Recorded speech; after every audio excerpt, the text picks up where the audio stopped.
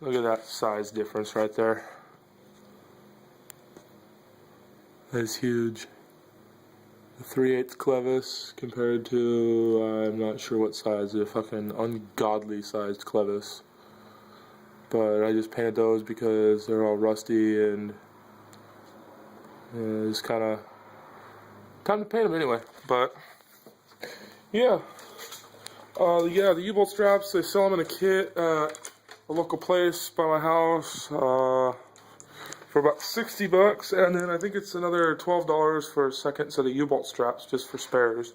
But don't know how well you can see that, but that's huge. Yeah, it's a lot bigger in person than it is on a video. But a friend gave me that one and a friend gave me that one, so both of them were free to me. But I just painted them.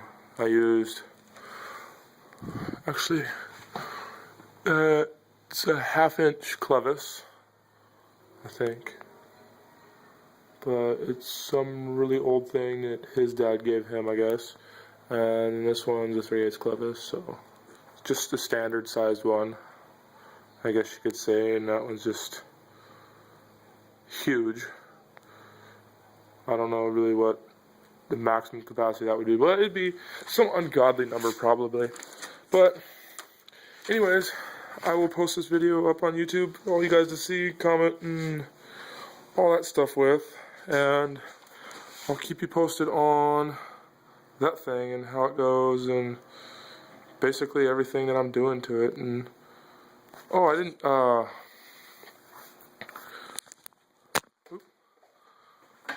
basically I also found at the junkyard, which I think is pretty neat, but you never really see it.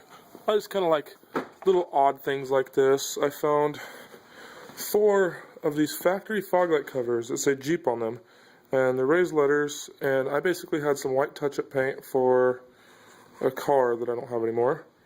And so it's basically like whatever paint a car's, whatever type of paint they use on cars. Basically to make them fit, I had to like kind of cut the little tab. There's these little tabs inside of here. I had to trim them down a little bit, and some of them I cut them completely out, but I did them at both separate dates. But they fit perfectly on these Harbor Freight fog lights. Kind of snap them up there and they stay there. They don't come off going on the freeway or nothing. And yeah, they look kind of cool. They keep your lights clean if you go through the mud, as you can tell from looking at the visor lights right here.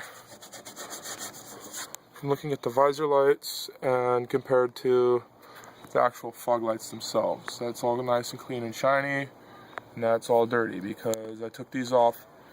I took the covers off after I broke my Jeep, so that way I could see coming home, because I don't know if you can really see it, but the windshield was so ridiculously dirty that I could barely see out of it, even with the wipers going, because I need new wipers, but just keep forgetting about buying those. But yeah, then the fog lights on the front, just regular driving lights, those are just filthy. Then big LEDs, and then Big Jeep's little brother, little stalker right here, nice little guy.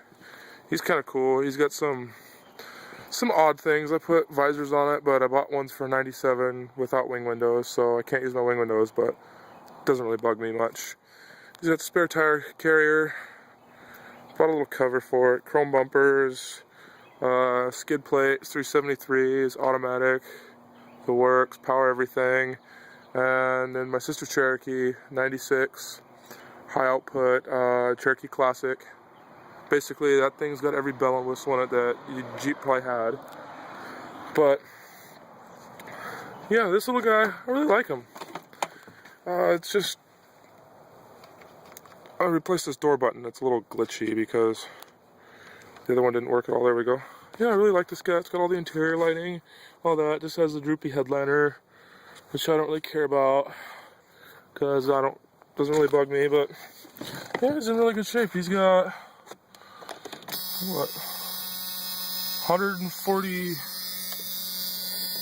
142,397 yeah, 142,000 miles on it, and it's all original, and still has, can't really see it, but it still has the stock cassette player in there. And basically it didn't work when I got it, and I found another one at the junkyard because I didn't really want to hack up the harness on it. I don't know why you can't see that, man. That is dim.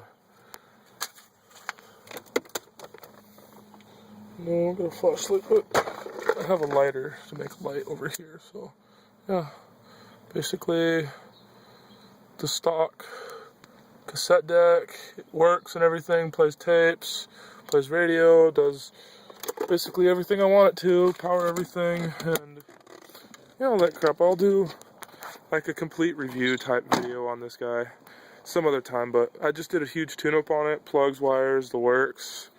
Needs brakes next because one of the rotors, I think it's the driver's side, I'm not sure at this moment, I don't really remember, but one of them's grooved to hell, and I just want some better stopping power for when I got my kid in there, so don't really want to kill nobody. And yeah, oh, and since the last video, I've made a mounting system for my shovel and axe, which is kind of an odd, different mounting system, but I really like the way it came out. I used part of the old mounting system I had because these long bars here would connect into the gutter and hold the roof rack on, but I didn't like that because it would wiggle when I went down the road, especially after I lengthened it, because it used to end about right here. Yeah, right where the lights are, because I haven't moved those yet. And basically ended there, and I extended it 30 inches. And basically I have to finish it still because there's no bottom to it yet. And I've just been doing other things, haven't really had the time for it. I haven't really had the reason to throw anything up there, so it's basically why I haven't really done anything with it. I got the high lift mounted up there too, but I did that a long time ago. But back onto this. I used the old mounting brackets and these tabs here. I drilled this hole up higher because it wouldn't work with the way it was, where the hole was before. But basically these tabs connected to the other side of this plate with the nuts I welded on to hold the roof rack to the gutter. And then I did the same thing on this side, but on this side I welded this other bracket up here and bent it over. Well, actually no, I welded this other bracket up here and I bent it over, but it already had a hole in it from me trying to make it for the mounting strap system that it was before I just basically three hose clamps on the roof rack, and this sucker's not going anywhere. But back onto this, keep getting distracted. But basically I welded this on there, folded it over, and the shovel's bolted to these rails. My shovel's actually bolted to these rails. It looks like it's touching the roof, but it's about a quarter of an inch away. Like, I got plenty of room where it's not rubbing on anything. The shovel's bolted to this, so basically it's a half-inch bolt to take out, but the axe just sits in here. But it fits in here incredibly snug. And that tab that's around the back is there to keep the axe from sliding backwards. I don't know if you can see that. There you go. Keep the axe from sliding backwards. And the axe doesn't like to slide backwards on its own because the end of the handle is kind of bigger than the rest of the handle. It gets wider. But basically the way I get the axe out is I push up on it. Well, nope. I'm trying to do this one-handed through a camera. I pull up on it and you just get it to here and you just pull up on it higher and you pull it straight out. You pull it straight back and the axe is basically out. And to put it back in, you slide the handle back through this, slide the handle back through it there, and then you basically set it back down in there and push it back down until the axe drops like that onto the handle. And basically this stops it from going forward and the upper piece stops it from going backwards. So basically it's pretty secure up there. The only thing really to worry about is just someone stealing it, and then just my shitty kind of half-ass wiring job that I need to fix, because I'm just gonna fix the wires, I gotta lengthen the wires, run them down to here, run them down this, and then I was gonna run them through the visor, and I was gonna take the visor off, run through the visor, and drill a hole inside the gutter rail, like somewhere around here, and then just kind of run them under the door right here to where you don't really notice them. And then just run them down the pillar down to wherever they go. But that's just another project for another later day.